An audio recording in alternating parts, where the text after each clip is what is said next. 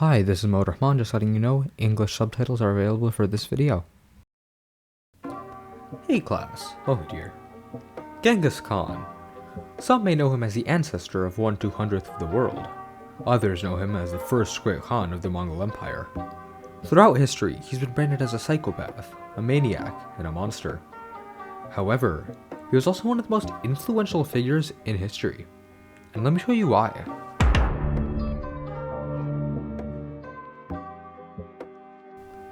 Genghis Khan was born in Mongolia around the 12th century CE as Temujin.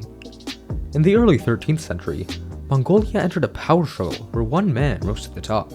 And this, in 1206 CE, is where we begin to see arguably one of Genghis's greatest achievements, unifying East Asia and creating the largest land-based empire known to man. One of the biggest misconceptions of Genghis Khan surrounds his ruling style. In the 21st century, we tend to view Genghis Khan as a psychopath for how he treated his people in battles. However, we fail to comprehend the amount of bloodthirst that other battles and leaders before him had, such as the slaughter of Song Chinese by their rivals the Jin at Kaifeng in 1127, or Edward I's butchery of 8,000 Scots at Berwick in 1296, and not to mention the 30,000 Hindus killed at Chittor in 1303 with the troops of Ala al-Din. So while he definitely killed many more people, the ways in which they died were definitely not as brutal as previous warlords.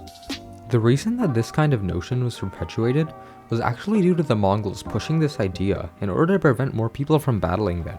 And this kind of thinking takes us to the 21st century, where we falsely believe that they were war-waging lunatics who thought nothing of their fellow men. Another historical slam of Genghis Khan is due to the false narrative that he abused his population and overall brought no benefit to the Afro-Eurasian region. However, that is simply not the case.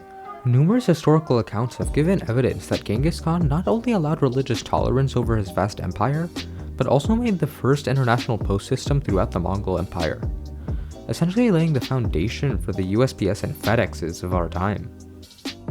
So, knowing that he's done such benefits to this region, can we still believe that he's brought catastrophe upon society?